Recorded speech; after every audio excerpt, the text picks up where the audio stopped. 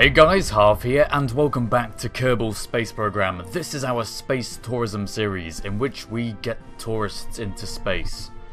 Clues kind of in the title.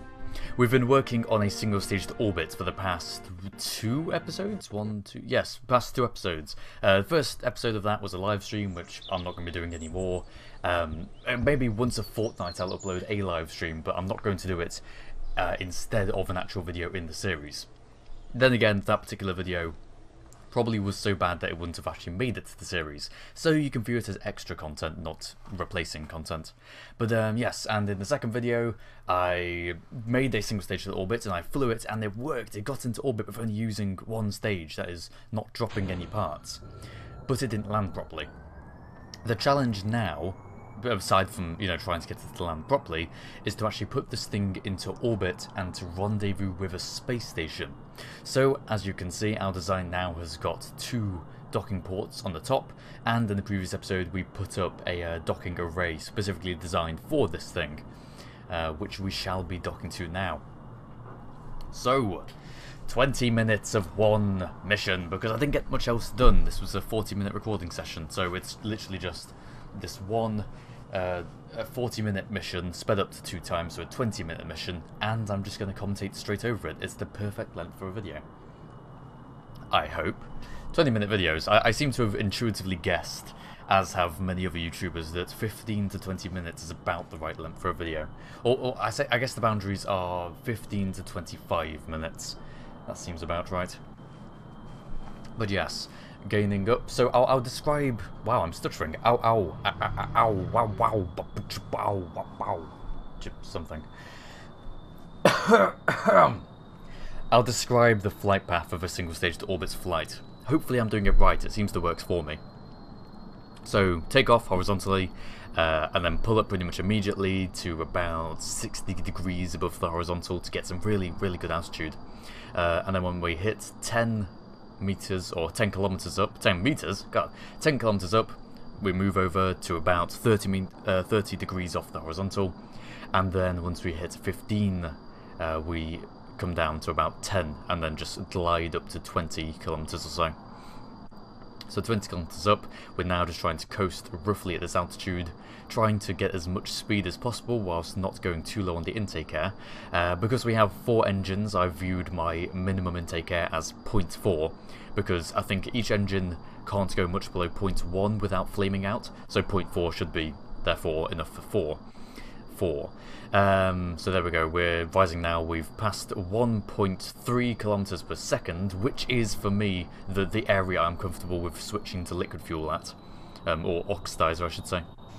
There we go, below 0.4 now, swapped to just using 2 of the engines, so we can go down to 0.2 safely. Started up that liquid fuel engine at the back, below 0.2, so now we have turned off those engines completely, closed all the intakes to reduce drag, and we're going only on our oxidizer powered rocket engine.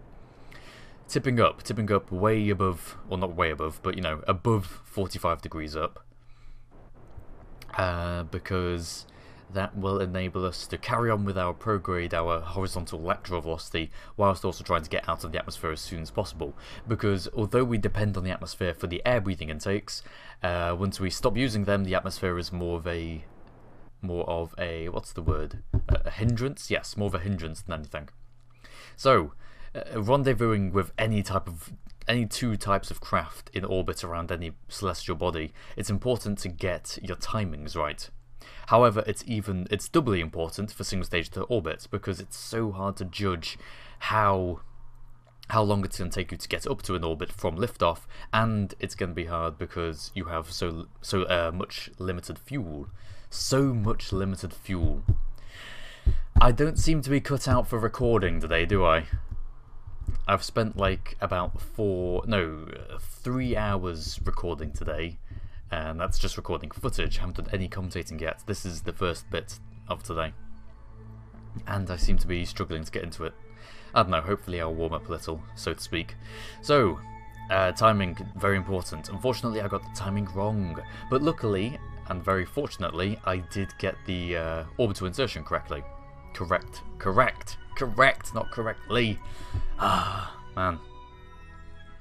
This is why I wonder why I have 80,000 subscribers, or nearly 80,000 subscribers, not quite there yet. I've got some good ideas for a 100,000 subscriber milestone, but I'm not going to do any special things for 80,000. People just message me saying, oh, 80,000 subscribers, what are you going to do for it? I'm going to carry on to make videos. I'm going to carry on making videos. I'm going to stop pointing out every time I say something that's grammatically incorrect. I was gonna say ingrammatically correct. Words. Okay. So, we don't have much fuel, and also the fact that our space station, in order for us to actually be able to rendezvous with it, is slightly skimming the atmosphere. It's about 69 to 70 kilometers circular orbit, and that's literally just above the atmosphere, which ends at 69.4 kilometers up. A good thing too, because in real life the atmosphere doesn't just end there. I mean, it's a different figure, of course. It's something more like 100 kilometers. I'm not entirely sure, but yeah, there's a minimum orbiting boundary, but the atmosphere still continues because there's no physical programmed radius of the atmosphere. It is just the atmosphere. It's there. It's like a fluid sitting on top of a solid. It's got a variable height depending on its density. And as you go higher and higher up, the density does decrease, which makes it less and less resistant. But it is still there, so spacecraft in orbit do still have some drag. Although majority of orbits are so high that that drag will only ever pull them down in millions years of time. For our low-flying space station like this, it would probably collapse within 5 weeks, but not in the Kerbal universe. Absolutely not.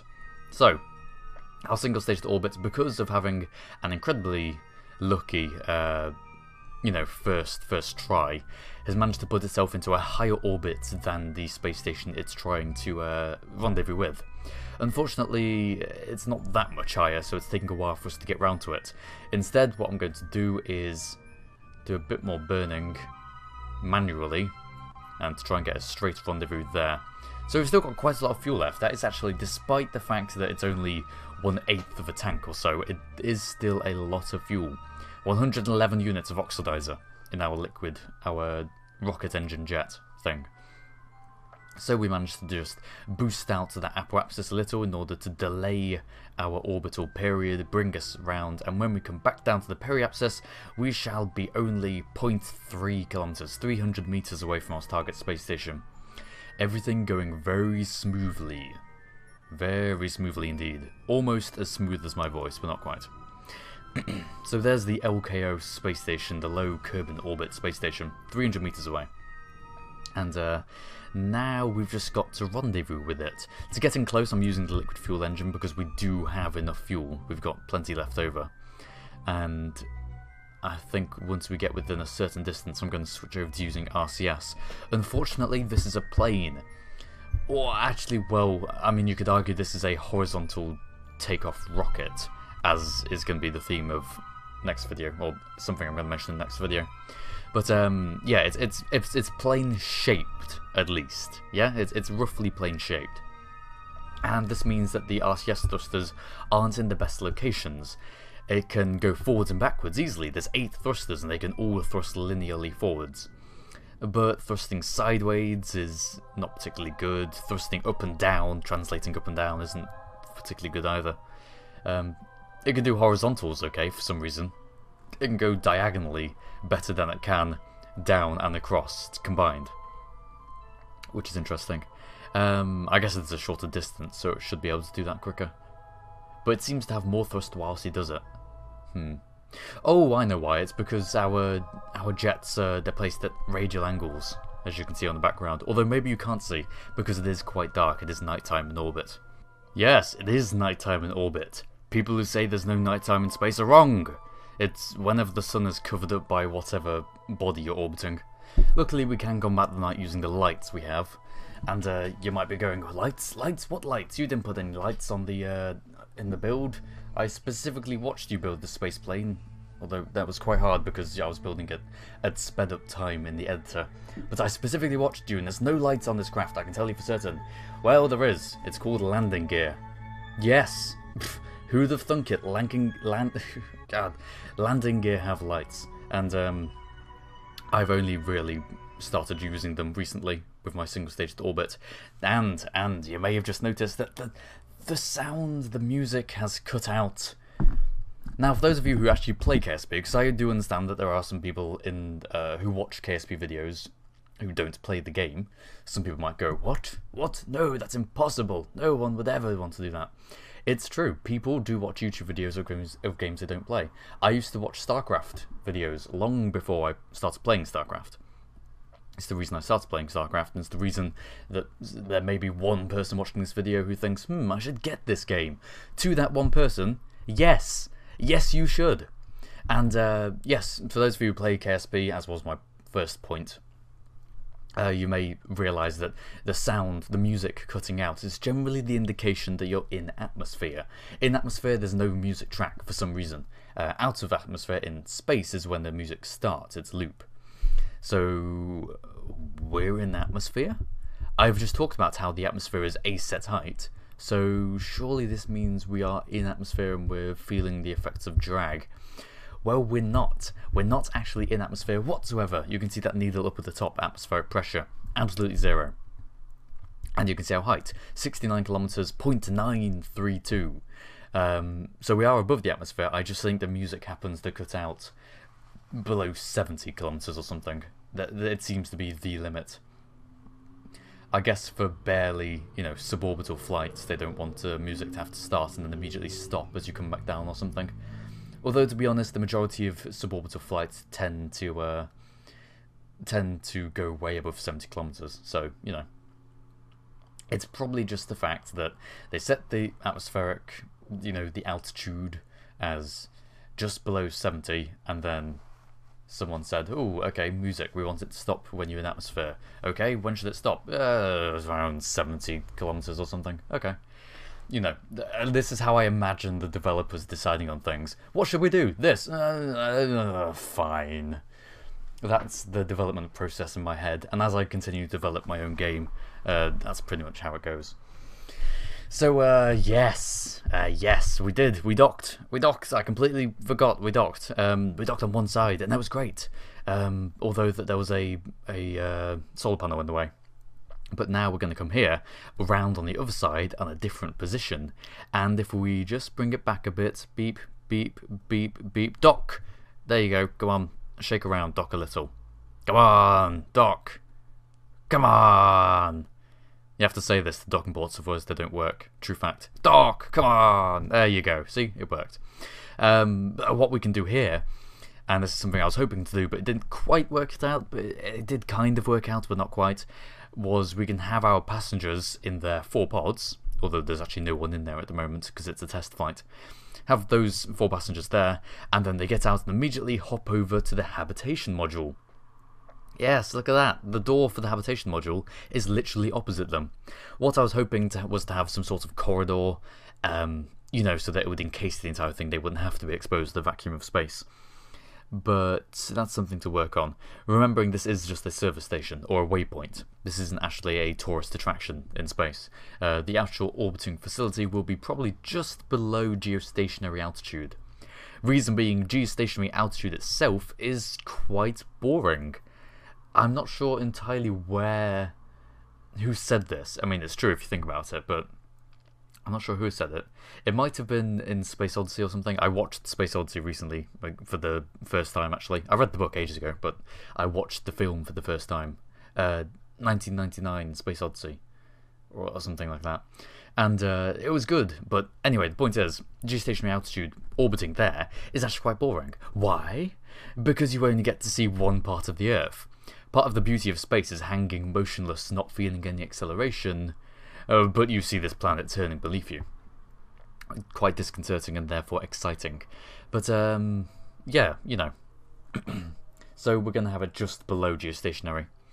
And that will be all quite good. This thing just to transfer passengers from the single stage to orbit into their shuttle to Jool. And as you can see, as we just did then, the actual method of transferring from those pods into the habitation module works fine.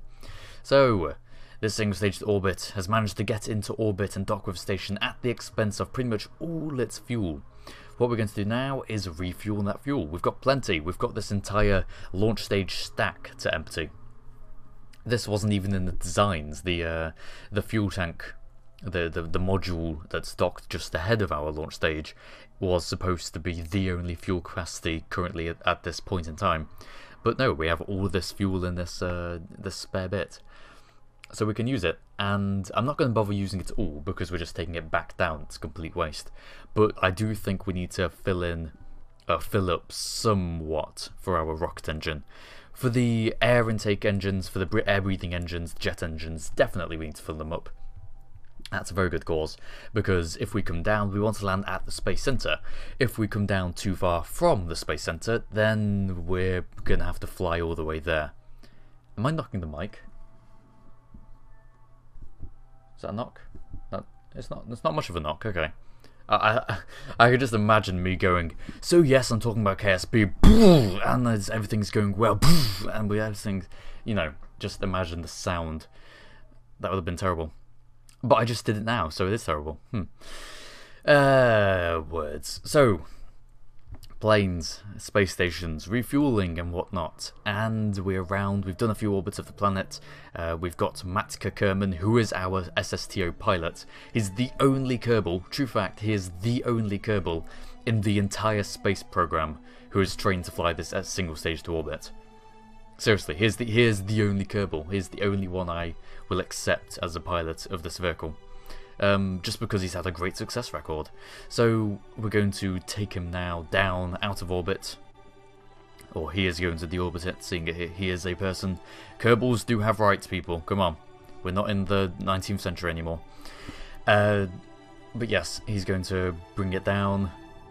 The engines are going to flame on like the torch, and we should be able to bring ourselves down to the Kerbal Space Center just before night falls, which will be quite nice if the sun's on the horizon as that happens. Unfortunately, it will be on the opposite horizon, because it'll be behind us, not in front of us. It would be nice if we had it the other way around. I want to do a landing where the sun just rises as we touch down. And yes, the music has stopped. Not because we're under 70 kilometers and it just happens to be that limit. 70 kilometers, fine. Not because of that, because we are actually in the atmosphere now. We've deorbited, and we've got a bit too much liquid fuel. It really doesn't take much fuel to deorbit, but one of the other reasons why I did fill up the 2 tanks this much was because I was worried about the centre of mass. Because of course, in the VAB, it tells you the centre of mass using this beautiful yellow icon, and it tells you your centre of lift using this beautiful blue icon, vector icon. And, you know, that's great and everything. But during the flight, as you use fuel and things happen, you use RCS, the centre of mass will get redistributed. So, I was thinking that maybe the centre of mass might have gone a bit too far from the centre of lift, and it would make it unstable to fly. But it seems to be okay with the amount of fuel we do have now. And we can bring it down in the atmosphere. Beautiful flaming, you know, redness as we do. I'm thinking about trying to go more realistic in actually, you know, pretending that there's damage before anyone says, "Oh, get the deadly re-entry mod." No, I'm a non-modder. I'm a non-modder. I don't use mods. I'm a vanilla player. Vanilla is the best flavour. It's the original flavour. My imagination and what I can make out of stock parts is more than enough for me. And it seems to be more than enough for you guys, or majority of you guys. Apart from those who go, "No, get deadly re-entry." But yes, we did seem to judge it fairly right. We're here, we're just above the continent of the Kerbal Space Center. I've forgotten what I actually named this continent in my continent naming committee years ago. But yeah, we're here, we're in a space plane, and we are coming down over the Kerbal Space Center. And this has gone rather well. We're getting towards the end of the video now. Hopefully people are still watching. You never know. There could be, I don't know how many people actually watched to the end. I've got no idea what percentage of people. I've got a playthrough rate for this entire video, but it doesn't tell me how many people watched to the end. So for the 5 of you who I'm sure are watching, Yes, we're right at the end. And you know what I said about earlier about Matka's, or however you say his name, his perfect record, safety record, and all that. That is forgetting the crash we had in the previous episode at the end of the episode. But that was fine, you know, because the two most important bits survived. Okay, we may want to fix that. I think in the next episode I may do something about that. But you know, I don't need to. It's fine. It's a feature. Yeah, it's a feature. It's a feature. Thank you very much for watching this video. I hope you like it. If you did like it, then like the video. And I shall see you all next time.